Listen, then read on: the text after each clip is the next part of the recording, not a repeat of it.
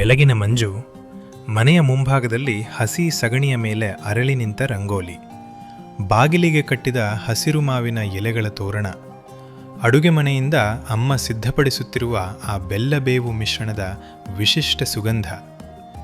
ಗೆಳೆಯರೆ, ಹೊಸ ವರ್ಷ ಎಲ್ಲಿಂದ ಆರಂಭವಾಗುತ್ತದೆ? ಕ್ಯಾಲೆಂಡರ್ ಪುಟ ಬದಲಾದಾಗ ಅಥವಾ ಪ್ರಕೃತಿ ಹೊಸದಾಗಿ ಚಿಗುರೊಡೆದಾಗ? ಭಾರತೀಯ ಸಂಪ್ರದಾಯದಲ್ಲಿ ಹೊಸ ವರ್ಷದ ನಿಜವಾದ ಆರಂಭವೇ ಯುಗಾದಿ. ಯುಗಾದಿ ಎಂಬ ಪದವು 2 ಸಂಸ್ಕೃತ ಪದಗಳಿಂದ ಉದಯಿಸಿದೆ. ಯುಗ ಎಂದರೆ ಕಾಲ, ಆದಿ ಎಂದರೆ ಆರಂಭ. ಅಂದರೆ ಹೊಸ ಕಾಲದ ಆರಂಭವೇ ಯುಗಾದಿ.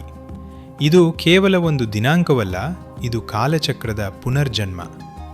ಪುರಾಣಗಳ ಪ್ರಕಾರ ಈ ಬ್ರಹ್ಮಾಂಡದ ಸೃಷ್ಟಿಕರ್ತ ಬ್ರಹ್ಮದೇವನು ಈ ದಿನವೇ ಸೃಷ್ಟಿಯನ್ನು ಆರಂಭಿಸಿದನಂತೆ. ಅಂದರೆ ಕಾಲ, ಗ್ರಹಗಳು, ಋತುಗಳು ಮತ್ತು ಇಡೀ ಜೀವಜಗತ್ತು ಉಸಿರಾಡಲು ಶುರು ಮಾಡಿದ ಮೊದಲ ದಿನವೇ ಈ ಯುಗಾದಿ. ವಸಂತ ಋತುವಿನ ಆಗಮನದೊಂದಿಗೆ ಯುಗಾದಿ ಬರುತ್ತದೆ. ಒಣಗಿದ ಎಲೆಗಳನ್ನು ಉದುರಿಸಿ ಮರಗಳು ಹೊಸ ಎಲೆಗಳನ್ನು ತೊಡುತ್ತವೆ. ಹೊಲಗಳಲ್ಲಿ ಹಸಿರು ಚಿಗುರು ಕಾಣಿಸಿಕೊಳ್ಳುತ್ತದೆ. ಪ್ರಕೃತಿಯೇ ನಮಗೆ ಸಾರಿ ಹೇಳುತ್ತದೆ, ಹಳೆಯದು ಮುಗಿಯಿತು, ಹೊಸದು ಆರಂಭವಾಗಿದೆ ಎಂದು.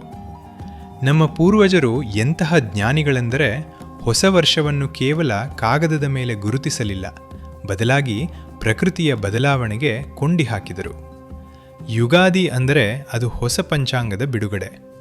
ಅದರಲ್ಲಿ ಕೇವಲ ದಿನಾಂಕಗಳಿರಲ್ಲ, ಆ ವರ್ಷದ ಹೆಸರೇನು, ಗ್ರಹಗಳ ಸ್ಥಿತಿ ಹೇಗಿದೆ, ಗ್ರಹಣ ಯಾವಾಗ ಸಂಭವಿಸುತ್ತದೆ, ಮಳೆ ಎಷ್ಟು ಬರಬಹುದು, ಯಾವ ಬೆಳೆ ಬೆಳೆಯಬೇಕು ಎಂಬ ಕೃಷಿ ಲೆಕ್ಕಾಚಾರವೂ ಇರುತ್ತದೆ.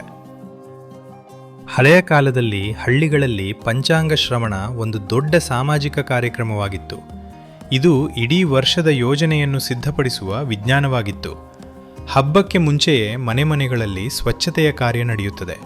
ಹಳೆಯ ಕಸವನ್ನು ಹೊರಹಾಕಿ ಹೊಸ ಬಟ್ಟೆ ತೊಟ್ಟು ಹೊಸ ಆಲೋಚನೆಗಳಿಗೆ ಸಜ್ಜಾಗುತ್ತೇವೆ. ಇದು ಕೇವಲ ಬಾಹ್ಯ ಅಲಂಕಾರವಲ್ಲ, ಹಳೆಯ ನಕಾರಾತ್ಮಕ ಶಕ್ತಿಯನ್ನು ಹೊರಹಾಕಿ ಹೊಸ ಚೈತನ್ಯವನ್ನು ಒಳಗೆ ಆಹ್ವಾನಿಸುವ ಸಂಕೇತ. ಯುಗಾದಿಯ ಅತ್ಯಂತ ವಿಶಿಷ್ಟವಾದ ಭಾಗವೆಂದರೆ ಬೇವು ಬೆಲ್ಲ. ಇದರಲ್ಲಿ 6 ರುಚಿಗಳಿರುತ್ತವೆ: ಸಿಹಿ ಬೆಲ್ಲ, ಸುಖ ಕಹಿ ಬೇವು, ಸಂಕಟ ಹುಳಿ ಸವಾಲು, ಖಾರ ಕೋಪ, ಉಪ್ಪು ಜೀವನದ ಸಾರ, ಒಗರು ಆಶ್ಚರ್ಯ. ಇದು ನಮಗೆ ಏನು ಕಲಿಸುತ್ತದೆ? ಜೀವನವೆಂದವೆಂದರೆ ಕೇವಲ ಸುಖವಲ್ಲ, ಇಲ್ಲಿ ಕಹಿಯೂ ಇರುತ್ತದೆ, ಸವಾಲುಗಳೂ ಇರುತ್ತವೆ. ಆ ಎಲ್ಲವನ್ನೂ ಸಮಾನವಾಗಿ ಸ್ವೀಕರಿಸುವವನೇ ಜೀವನದ ಅಸಲಿ ಯೋಗಿ.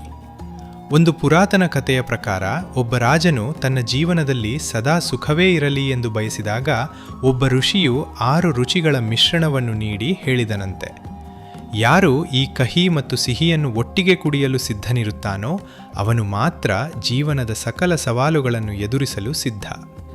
ಅದೇ ಇಂದಿನ ಯುಗಾದಿ ಪಚಡಿ. ಹಳ್ಳಿಯ ಹರಿಕತೆ, ಭಜನೆ, ಜಾತ್ರೆಗಳ ನಡುವೆ ಯುಗಾದಿ ಒಂದು ಮಾನಸಿಕ ರೀಸೆಟ್ ಬಟನ್ನಂತೆ ಕೆಲಸ ಮಾಡುತ್ತದೆ. ಜನರು ಹಳೆಯ ನೋವುಗಳನ್ನು ಬಿಟ್ಟು ಹೊಸ ಗುರಿಗಳನ್ನು ಇಟ್ಟುಕೊಂಡು ಹೊಸ ಯೋಜನೆಗಳನ್ನು ಆರಂಭಿಸುತ್ತಾರೆ. ಭಾರತದ ವಿವಿಧ ಭಾಗಗಳಲ್ಲಿ ಇದನ್ನು ಗುಡಿಪಾಡುವ, ಚೈತ್ರ ನವವರ್ಷ ಎಂದು ಕರೆದರೂ ಇದರ ಆತ್ಮ ಒಂದೇ, ಅದುವೇ ಹೊಸ ಆರಂಭ. ಇಂದು ನಾವು ಡಿಜಿಟಲ್ ಲೋಕದಲ್ಲಿದ್ದೇವೆ. ವಾಟ್ಸಾಪ್ನಲ್ಲಿ ಶುಭಾಶಯಗಳು ಹರಿದಾಡುತ್ತವೆ, ಆನ್ಲೈನ್ನಲ್ಲಿ ಪಂಚಾಂಗ ನೋಡುತ್ತೇವೆ. ಆದರೆ ಯುಗಾದಿಯ ಮೂಲ ಅರ್ಥ ಬದಲಾಗಿಲ್ಲ. ಇದು ಪ್ರಕೃತಿ, ಕಾಲ ಮತ್ತು ಮಾನವ ಜೀವನದ ಸಂಗಮ. ಯುಗಾದಿ ನಮಗೆ ಪ್ರತಿ ವರ್ಷ ನೆನಪಿಸುತ್ತದೆ, ಪ್ರತಿ ಮರವೂ ಹೇಗೆ ಹೊಸ ಎಲೆಯನ್ನು ಪಡೆಯುತ್ತದೆಯೋ ಹಾಗೆಯೇ ನಮ್ಮ ಬದುಕಿನಲ್ಲೂ ಹೊಸ ಅವಕಾಶಗಳು ಸದಾ ಹುಟ್ಟುತ್ತಿರುತ್ತವೆ. ಹಳೆಯದನ್ನು ಉದುರಿಸೋಣ, ಹೊಸದನ್ನು ಸ್ವಾಗತಿಸೋಣ. ಕರುನಾಡ ಕುಸುಮದ ಸಮಸ್ತ ವೀಕ್ಷಕರಿಗೂ ಯುಗಾದಿ ಹಬ್ಬದ ಹಾರ್ದಿಕ ಶುಭಾಶಯಗಳು. ನಿಮ್ಮ ಜೀವನದಲ್ಲಿ ಸುಖ ದುಃಖಗಳನ್ನು ಸಮಾನವಾಗಿ ಸ್ವೀಕರಿಸುವ ಶಕ್ತಿ ಸಿಗಲಿ.